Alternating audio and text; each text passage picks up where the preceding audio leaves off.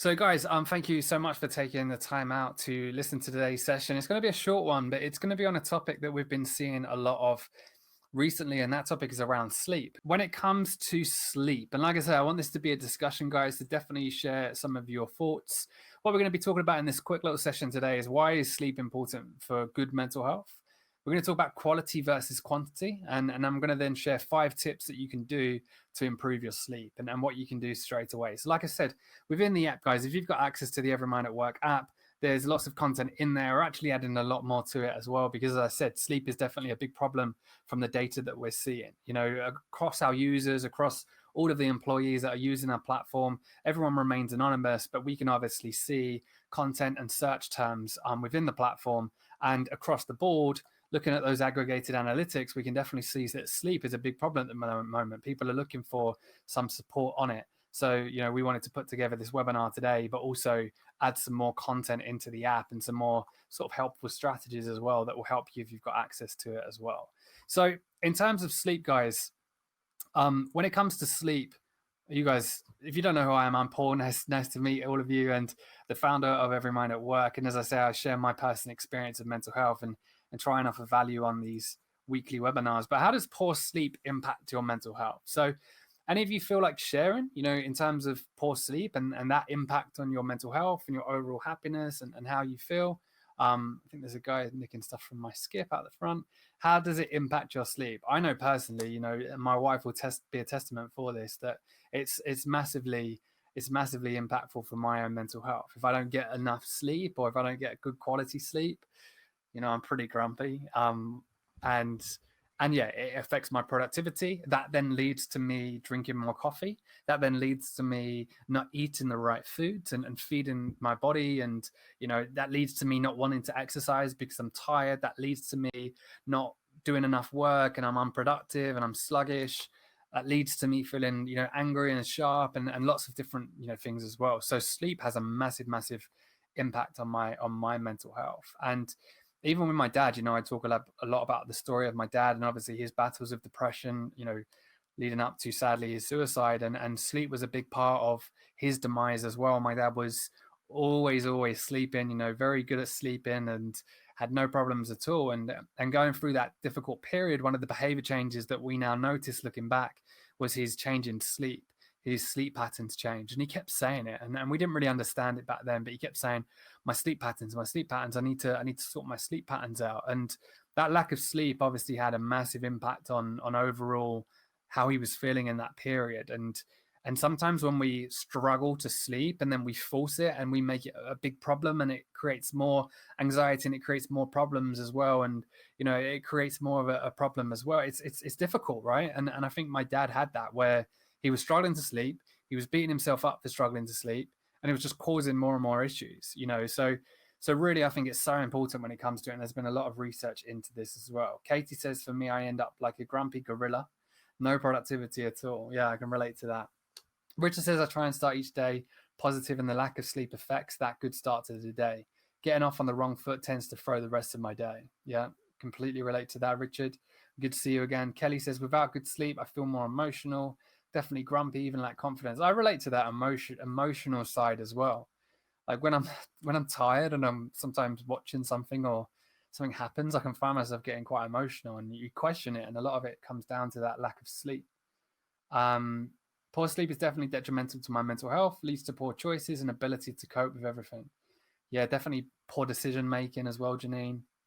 There was a recent program, I can't remember what the program was, but they tested, I think it was university students with the lack of sleep, and they put them in a simulated car and was monitoring their reactions. And basically, I think what lorry drivers have, as soon as they could track their eyes were closing or blinking quite often, it would beep and it would wake them up.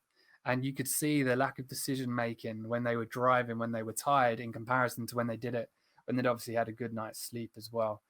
Polly says, I get quite anxious if I don't get a good sleep. I'm caffeine sensitive, so can't use this to wake myself up, so I have to get good sleep.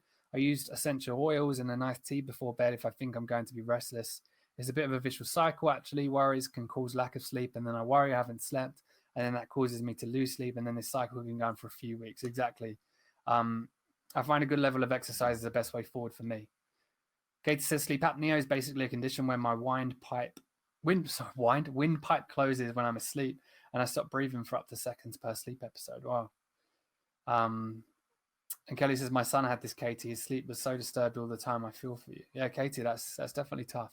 And as we say, all of us agree that sleep has a massive impact on our mental health. So how do we improve it? So we've got a graphic in the app, and it's 5 tips to help improve your sleep. And I wanted to break down some of those in this webinar. And the first one is sleep at regular times and trying to stick to that regular sort of sleeping hours so your brain, your body clock can have that set routine. And the way that I see sleep, guys, and if you're a parent, you might be able to relate to this. Or if you're not a parent, think back to when you was a child. How important is it for your kids? You know, again, everyone parents differently, but I think it's so important for my kids to go to bed at a set routine and a set time. Now, yes, it might be for our little one, you know, he goes to bed at 7. Yes, it might be 6:30 sometimes. Yes, it might be 8 sometimes. Yes, it might be 9 sometimes. But we know that he really thrives off that routine of going to bed at 7 o'clock. And it's having that regular times that we sleep. Now, as we become adults, we don't have such a regular routine when it comes to how we sleep. And waking up times, you know, they're normally pretty maybe different during this time, especially lockdown and working from home. But typically, if we're going to work, we have a set wake up time, right? Now, everyone knows how important sleep routines are because if you set your alarm for 7 o'clock every morning and then you go on holiday, chances are you're going to wake up at 7 o'clock, right? Has anyone had that and they're frustrated that, oh, why can't I lay in? It's because our body clocks are used to waking up at a certain time. And we almost have a natural body clock, a natural alarm clock, sorry, that wakes us up. So that sleep routine is so important. Now, if we flip that and we look at our bedtime routine, there's on very many occasions, you know, myself, my wife is one. I would say me and my wife are very different. You know, I can fall asleep at 10 and sometimes I want to go to bed at 9. Whereas as she, you know, she thrives in that evening time and she's quite productive and she will sometimes, you know, struggle to go to sleep till about sort of 1, 2. So we're both very different on that stage. But I know with my wife that if she gets in a routine and we both go to bed at like 10, we probably turn the TV off at like 10:30, we wind down and she falls asleep at 11. It can be weeks, months that she has that solid routine. Whereas on the other hand, if she starts going to bed at 1, 2, a couple of nights in a row, that typically continues, you know, and she'll struggle to get out of that routine and you almost have to kick yourself back into it. So definitely having that routine is really, really important. Kelly says this is so important. I found over Xmas holidays, I had more lie-ins later nights. It took me about a week to get back on track when I went back to work. I read about it. Apparently it's called social jet lag. Yeah, massively. And one of the problems that I think my dad faced is my dad went from working a solid routine. You know, I remember my dad, he used to wake up before all of us. Probably sometimes he'd wake up at like 5:30 to get his morning run in. He would then be on his bike and he'd be riding to work at maybe like 6:30. He would normally get into work for about 7:30 and he'd normally finish about 4. Again, then he'd come back and knowing my dad, he'd go for another run and then, you know, we'd have dinner and then he might be working in the evenings as well, doing his physiotherapy work. And when my dad, leading up to my dad's breakdown, he'd switched jobs, he'd been made redundant from his job and now he was working nights, right? So he was doing from, I think it was 7 p.m. to 4:30 in the morning. So complete reversal. And my dad had a routine of waking up at 11 and trying to sort of spend that time in the day. But I definitely believe that had an impact on him as well because his routine had massively changed. And we talk a lot, especially during this time, how important routine is. And I think with sleep, having that routine and those regular times that we go to bed is really important as well. So the first tip is obviously try and make sure that you're going to bed at a regular time and getting used to that, waking up at the same time and using our own body as an alarm clock is really, really key as well. The second one is the key one for me is making sure you wind down before bed. Now, this could be a relaxing bath. It could be relaxation exercises, listening to music, reading. It says you should avoid the use of electronic devices, but let's be honest, you know, lots of people will have a TV in their room. We went out without a TV in our room for about 2 years. We bought one at the beginning of lockdown. And yeah, I mean, has it been a hindrance? One thing that we've learned with our TV in our room is to put a sleep on it. So what my wife did is she put, you know, the TV sleeps at I think 11:30. So if it just turns off, she'll use that as her way of saying it's time to sleep. So I think, there's a big emphasis. And of course, if we're trying to create a perfect routine, then not having a TV in our bed is going to be good for that. But let's be honest, in reality, some of us like to have a TV in our bed. But I think having that wind down time before bed is important. Again, when we come back to us being parents or when we were kids, you know, if you're a parent, right, is there any way that you say to your kids, look, little Johnny, go to bed whenever you want to go to bed. Just when you're ready to go to bed, just quickly brush your teeth, take all your clothes off, and just jump into bed. There's no way that we're going to do that with our kids because we know the importance of bed and a routine. At the same time, we also know that if we just say to if I say to my son Teddy, Teddy, go to bed, and I just literally say, right, jump in your PJs and jump into bed, then of course it's still going to be difficult for him to wind down and to go to sleep as we want. So what we try and do, as most parents do, is you wind them down before bed. So we maybe reduce sort of the iPad, or we reduce TV, and we'll have dinner together. Then it's right, we're going to have a shower now. Then we're going to get in our pajamas. Then, before bed, we'll go to bed. If you're going to bed at 7, we'll try and get into bed a little bit early and we'll read a couple of stories or whatever. And then it's right now, we're going to play some music. When the wind down, I'll lay with you for a couple of minutes. And then, he's 10 minutes later and he's asleep. That wind down time is so important for him, right? To be able to go to sleep the way that we want him to go to sleep as parents. So why do we not do that as adults, right? Think about our bedtime routine. I'll literally watch telly until 10:30 or whatever, and then we'll say, hey, do you want to go up now? We'll go up. I'll quickly brush my teeth. I'll just drop down into just wearing my t-shirt, my underwear, whatever, pajama bottoms, and then I'll jump into bed. We might turn the telly on, and then we'll fall asleep watching the telly. Like, you would never do that for your own kids, so why do we do that for ourselves, right? So I think this is what we need to look at is how do we implement a nighttime routine? And it doesn't have to be perfect, but it could be, as we say, a bath before bed or a shower. I always find that I sleep better when I have a shower and I kind of, just get ready for bed. It could be listening to music. One thing that we've been doing a lot of is playing music on Spotify. There's a lot of sleep music on there. I wouldn't listen to any other music, but just something a little bit more peaceful. And that really helps us fall to sleep as well. And even with Teddy, we've been playing an app. There's an app called Moshi. I'll put it in here. Actually owned by the same company that own the app called Calm. And Moshi has different stories and different sort of sleep stories and sleep music. And he's got this one story called Marsha, and we play Marsha every night, and within 10 minutes he's asleep. So there's definitely a real impact in that. And Headspace and lots of different apps have sleep meditations that we can definitely start to utilize as well. So think about your bedtime routine, and it's not going to be perfect, but is there one thing that you can do every night that makes you have a better quality sleep and makes you go to sleep a little bit quicker as well? Just seeing a couple of your comments. No worries, George, at all. Power outages in South Africa. No worries.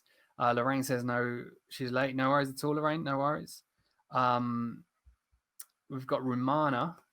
More than 18 years, I'm able to sleep without medicine. Also, I'm scared about that was from my childhood time. I'm suffering many difficult situations for many years. That's why I'm very depressed. What's my solution? Romana, what I would advise is drop me an email. I'll put my email in here and I'll connect you with our head of psychology, Lauren Callahan, who's a clinical professional, and she might be able to help with that. Obviously, you're talking about, using medicine. I don't really want to jump in there personally. There's a lot of this is from personal experience and what we're all sharing here, but definitely don't want to just ignore that. So drop me an email, Romana, and I'll connect you with Dr. Lauren Callahan, and she might be able to give you a couple of tips in an email to help you with that as well. Pia says, what helps me usually is checking my messages, put my phone away, and then do a little journaling and write down 3 things that went well and plan the next day and then go to bed. Really, really like that. So it's not amazing, perfect routine that we're all looking for, guys. It's just one thing. What can you do tonight that helps you wind down to improve your sleep quality and how quickly you go to sleep as well? The third one is making your bedroom sleep friendly. Your bedroom ideally needs to be dark. Some kids, I see them and they've got like beaming lights coming out of their rooms. And, I need my room to be extremely dark. We've still got a monitor in our room where obviously, we sleep upstairs and our little boys sleep downstairs. So we've got a monitor. So, if they call out or whatever, it's easier to hear them. But, my wife likes to have the monitor facing her because she's worried that if it's not facing her, she'll miss them calling out or whatever. Whereas I like to just put it down, face down, and have zero light. There's one thing that I struggle with, and that is light in the room. If there's a light on or a blue light that's shining from the TV or anything, it does impact my sleep. So I like it to be completely dark, and there's a lot of research that's gone into that. Again, a quiet, a tidy room as well, and definitely there's a lot of research in temperature, and that's something that we will struggle to control. And this is if we want to take it to that next level. But there's ways of obviously monitoring and managing that temperature in the room, and there's definitely a lot of research that shows the temperature of your room impacts the quality of your sleep. And that is something that's really important as well, is quantity over quality. When I was always focused on sleep, it was how many hours am I getting. Now, I figured that there was definitely a period where I was getting maybe 10, 11 hours sleep, and that was definitely in some of my lowest points. And I was still feeling tired and exhausted. I remember going to the doctors once and saying there's definitely something wrong with me, physically, because I'm sleeping 10, 11 hours and I wake up and I'm still exhausted. And during the day, I'm still tired. And I don't know why, because I'm getting 11 hours sleeping. And I remember that's when he said, I think you've got depression. And I was like, no. I haven't got depression. I run away from that diagnosis. And again, I share it. The reason why I run away from that diagnosis is I felt like I was then turning into my dad, and not saying that's a bad thing, but that's obviously the biggest fear that I've got, is I'll end up like my dad. So looking back on that, I was definitely depressed, right? And I was definitely depressed, and that exhaustion, that oversleeping and still feeling tired was a big part of that depression. So it's not for me so much about the quantity. And with time, I've managed to kind of say, okay, 7 hours, 8 hours is a good amount. Anything under 7 hours, anything over 8 hours seems to definitely impact me. So I try and get 7, 8 hours sleep a night personally. But again, it's very individual. So there's not always an emphasis on quantity. It's more about, if I'm getting 7 hours, that 7 hours needs to be good sleep. Like, it needs to be restful sleep. It can't be broken sleep, because again, 8 hours of broken sleep impacts me more than maybe 5 hours of complete quality sleep. I don't know if any of you guys can relate to that. So it's definitely trying to do what we can in our own control to make the bedroom and make that environment definitely something that's going to help our sleep as well. Lorraine says, I've just downloaded the Moshi app. First 7 days free, then $44.99 a year. Looks sweet for kids. Yeah, it's a good app, to be honest. I think my wife paid for it. George says, the problem is people can get hold of us at any time through technology, which disrupts our routine and makes it hard to calm down before bed. George, I relate to that. A lot of the work that I do is with a couple of people in the US, and they're on a different time zone to me. And I'll be emailing them at 10:30, 11 o'clock my night sometimes, because that's when they're online and they're working. At the same time, if I wake up and I look at the time on my phone, and then I see I've got a couple of emails from them. I did it last night because I needed to go to the toilet. I grabbed my phone because I needed the light and the time, and then I've got a couple of emails for them. I was actually replying at 3:30 in the morning. So I'm definitely not perfect. It's just we have to be aware of this so we can, of course, improve it as well. Move more and sleep better as well is definitely something that helps. And I think some of you have already sort of said that. Being active during the day definitely helps with sleep. It's not doing vigorous exercise just before bed, but it's trying to keep active throughout the day, because sometimes we can go to bed and we haven't been active throughout the day, and it can definitely have an impact on how quickly we go to sleep. Whereas sometimes if we've been very active, we've gone for a walk, or we've gone for a run, we've done some exercise, or we've been on our feet all day, and we've kind of been walking our kids to school, or whatever it is, all of that kind of mounts up, and it means that we can have a more restful sleep. So exercise has massive importance, of course, when it comes to mental health, but equally, if we can move, it can help us with sleep too. So really, for me, if I don't exercise, I definitely feel that it impacts my sleep as well, and definitely how quickly I fall to sleep as well. Polly says, I can have 6 hours of quality sleep and feel amazing the next day. I've had 10 hours before, but it has been bad quality and woken up feeling rubbish. Yeah, I've also been able to identify that if I sleep in multiples of 3, I tend to do better. 6 hours, 9 hours, etc. Nice. And there's something there, and again, I'm not going to say this, but I did a little bit of research. I think they call it your deep sleep, your REM. I think it's REM sleep. And they kind of say, if we're in that deep sleep and then we get woken up, it's exhausting to try and get back into that deep sleep. So I'll show you an app in a minute that helps you with that. But that's something that's definitely, important. And I think, like you said, having those those sleep cycles is really important as well. And when we break those sleep cycles, it can have an impact on how we feel too. Kelly says, George, I set my phone so I don't get any notifications after a certain time. If you can do that, it's a good way to get disturbed. Yeah, 100%. So definitely exercise helps, and moving more. It could be just, going for a walk or whatever it is. That's definitely going to help. I also have something, my mum's got it, and I don't even know if it's a real thing, but it's called restless legs, right? It drives my wife crazy. But, restless legs is I'm always jumping my legs. And I'm doing it sometimes when I'm working, I'm moving my legs, I'm jumping my legs. And sometimes when I get into bed and I'm laying there, they start, I get restless legs and I have to keep moving them and keep moving them. And that's the only thing that impacts my sleep personally, alongside your general stresses and worries as well. But I know that is taken care of if I do some exercise. I always find my legs are more restless if I haven't done exercise that day, or if I haven't been very active. So definitely moving more is going to help you with your sleep as well. Keeping a sleep diary is important. Pia says she has the leg thing too. Glad I'm not alone. And keeping a sleep diary is important, because I think, as Polly was saying, it's understanding what works for us. Again, mental health is so individual. I always talk about it. Sleep is very individual. For me, as I say, 7 to 8 hours is good. My bedtime routine might be very different to your bedtime routine that helps you go to sleep. The music that I listen to that makes me go to sleep might be different to the music you like to listen to make you go to sleep.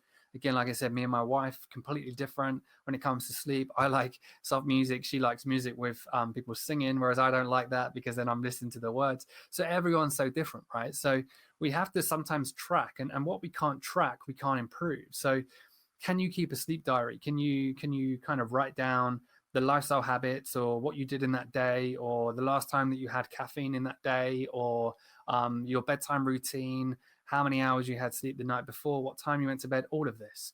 And it sounds quite tiring to do all of this, but I think it's important that we track that, because if you are looking to improve your sleep, keeping the sleep diary is really important, because then you can kind of look back and say, oh, I got 7 hours sleep there. I woke up in the mornings feeling fresh and refreshed, and I felt good.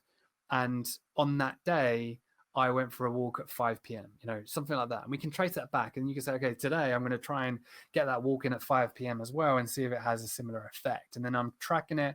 And then the next morning, I'd write down how I'm feeling again. And it sounds a lot, and you don't have to do it to that extent, but I do think keeping that diary and tracking your sleep is really important, because otherwise we're just guessing, and we're just trying to wing it. And we all know with something like sleep that's so important, as we've all said, doing a little bit of work and keeping that sort of diary is going to help you in the long run as well. Lorraine says, I oversleep a lot. It might be off the back of having ME, chronic fatigue syndrome, but also my depression tends to make me sleep, equates to escapism. I don't have to expand any energy or effort. Yeah, I can relate to that, Lorraine. And I'm sure, as you say, with chronic fatigue syndrome, that oversleeping is something that is common in dealing with that. But I think maybe it's not beating yourself up for oversleeping as well sometimes. I'm one that is so productive in the mornings. If I can get up at 5 and I can just jump out and I can crack on with work and I can do some exercise or whatever, I feel so good. But for the last 2 years, I don't think I've done that, right? I haven't done that consistently for a long time now, probably like 4 or 5 years. Even this morning, 7 o'clock, kids woke us up. My wife got out of bed and I thought I could just lay here for another half an hour, 45 minutes. And, I don't know what that is, but I think we've all been in that situation as well sometimes as well. Polly says, I'm a big advocate of avoiding caffeine in the afternoon. I tend to only have 1 or 2 cups of caffeinated tea on my day. I certainly do not have any after 4 p.m. Yeah, I agree with that as well, Polly, too.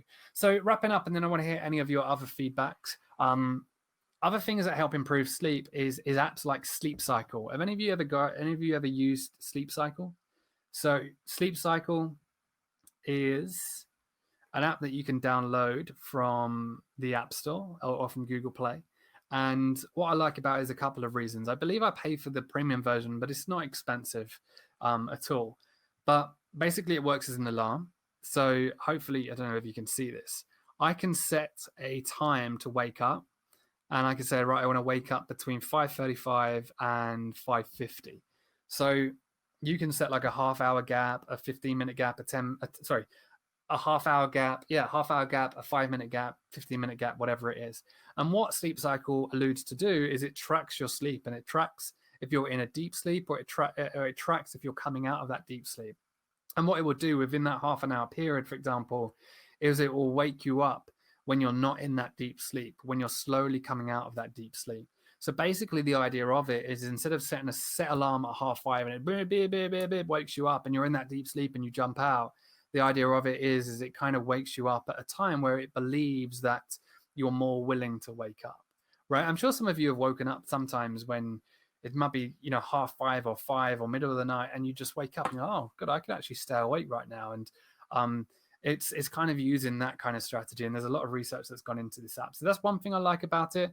It also has different sleep aids. So when I obviously start it, I can use a sleep aid, and it has different music to try and help me go to sleep. The way that it works is I have to plug my phone in, and then I leave it on the bedside table, and it obviously then sort of listens and tracks the sleep. One thing that I do like about it is it tracks any snoring. So it can play you when you're snoring, and it can play you. And my wife always laughs at that, and it helps her because she says, "You snored last night." I said, "No, I didn't." And then she says, "Check your app," and there's loads of clips of me snoring. But if I go to start, what I also like is this: before I set the alarm, I can now add sleep notes. So coffee, tea, ate late, worked out, stressful day, alcohol, bath, headache, good day, nap, period, sick, whatever it is. And I can add more as well. I took a sleep drug, daylight, tired, and I can add my own as well. And what this allows us to do is then start to take that diary in a way of noting before, and then obviously that's going to reference it in. Now, if I come into the journal, you can then kind of see here, it kind of tracks my sleep. So I had it on last night and actually turned it off when I woke up in the middle of the night, because the last thing I wanted to do when I woke up at 3 in the morning was wake up at 5 in the morning. So me being me, in the routine that I'm currently in, is I stopped the alarm. But what it does, it tells me my sleep quality. It tells me when I went to bed. It tells me if I snored. It tells me when I was in deep sleep and when I was not in deep sleep. So you can kind of see the different sort of arrows there. And then what you can also do is you can kind of track back. As you can see, here's an example of one day where I had 7 hours in bed, 6 hours 24 asleep. You can see when I was awake, when I was in sleep, and when I was in deep sleep, and then the regularity of the sleep, how long it took me to fall asleep, etc. So a lot of this, and I can obviously add sleep notes and kind of track back. So when I was talking about tracking, sleep cycle is great for that. And then it brings into statistics as well. And it kind of shows me, cautious of the internet, it might have cut out my video, guys. It shows me different times and different things that I'm doing in that day to help with my sleep. So Sleep Cycle is a great app. Now, the only thing that I would say is I don't know how accurate it is, but it's definitely something to maybe look into. And like I said, I don't think it's that expensive for the premium version. Avoid blue light. You've had a lot of probably research into blue light and how that impacts our sleep. You can get obviously blue light blocking glasses. I would maybe look into them if you still want to watch TV. You might want to, even though it's not extremely attractive, you might want to whack some blue light blocking glasses on to avoid that blue light before bed. Use a glow light to imitate sunlight. There's a lot of research on this as well, in terms of how we naturally wake up when it comes to sunrise. And if we wake up when it's still pitch black and it's dark, it's harder to wake up and get into that kind of state of, oh, I'm awake, and your body clock is used to that. So there's glow lights that you can use that kind of, as an alarm, will illuminate the room in a soft way that's almost like a sunrise, almost like sunlight. And that is apparently going to be beneficial for waking up and feeling like you've got more energy as well as you wake up.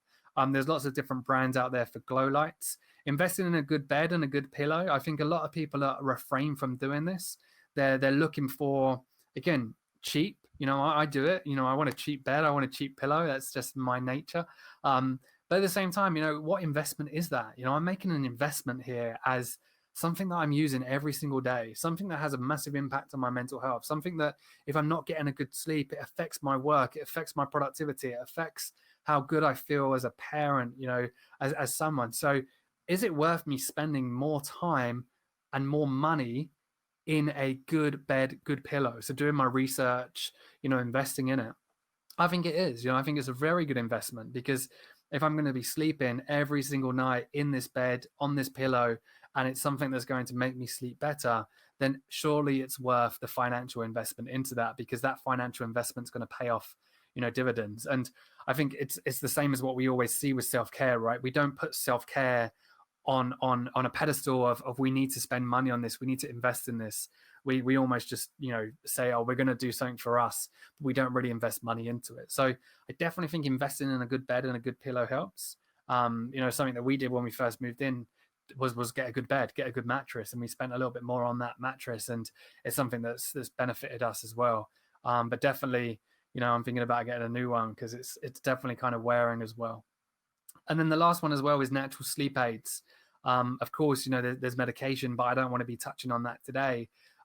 Always seek help from a doctor, from a professional with that. But there are some natural sleep aids that I've tried: melatonin, magnesium, lavender. There's sort of oils that you can use in your room that again can kind of help with sleep. There's different ones as well. I use a tablet called 5-HTP as well, which is good for sort of boosting mood, but at the same time, it's been proven that it's good for sleep as well. So there's different natural sleep aids that you can use and stuff that you can get over the counter. But as with anything, it's just being careful with that and getting that kind of clinical advice if you are looking for medication to help you with sleep too. But like I said, lots of natural sleep aids that you can try. Lavender, using different oils in your room, has been proven that it can help too. So definitely one to look into as well. Janine says, finding a good pillow is searching for the holy grail, in my opinion. Yeah, if you find a good pillow, guys, let us know. Kelly says, I find a short bedtime yoga session or some simple stretching helps me relax and wind down before getting into bed too. Yeah, it reminds me, my granddad, 95 years old, he doesn't do it anymore, but he was active all the way up until about 92, 93. And he stood by stretching before bed. And the first thing he did when he woke up, when he opened his eyes, is stretch in the bed. Just some basic stretching in bed before he stood out. And he stood by that, and that was something that kept him active for so long. Richard says, I'm one for a good bed. You spend 30% of your time in bed. Yeah, that's so true. And again, if we're looking at that, you're spending 30% of your time of your life in bed. So why aren't we investing in good beds and good mattresses and good pillows to make sure we have that good rest? Polly says, I can recommend Tisserand. Apologies if I got that wrong. Aromatherapy Sleep Better Pulse Point Rollerball. It is a beautiful natural sleep aid. I tend to roll it on the edge of my duvet that is near my face. It is a blend of lavender and other essential oils. I'm going to look at that, Polly. I might buy it. Tisserand Aromatherapy Sleep Better Pulse Point Rollerball. Cool. So there's so much that we can do there, guys. And I would say, just to summarize, this is so important. You're just doing your best. And I've done it so many times, right, where I get very stuck on this idea of improving my sleep and hacking my sleep and making sure that I've got good quality sleep and all of these gadgets and everything. But sometimes when we try and make our sleep perfect, we beat ourselves up when it's not, right? And this is where I was getting to, that if I tried all of this and I wanted to make sure my sleep was perfect because I knew how much of an importance it had on my mental health and my general day, if it wasn't perfect for any reason, I would beat myself up, I would write my day off, and I would just, say this isn't going to help. So it's reminding ourselves that we're doing our best. And if I've had poor quality sleep last night, I can catch up tonight. I can catch up at the weekend. And it doesn't mean that it's going to have a hindrance on my life. It's going to have a hindrance maybe on my day and how I feel right now. But I've done my best. I've tried to sleep and I'll catch up. I'll know that I'll catch up. I think sometimes when we have that mental block of, I didn't get a perfect night's sleep, I'm going to really struggle today, I'm not going to be able to go to sleep tonight, and that kind of loop, that cycle of telling ourselves that we're not going to sleep, it has a massive impact on us too.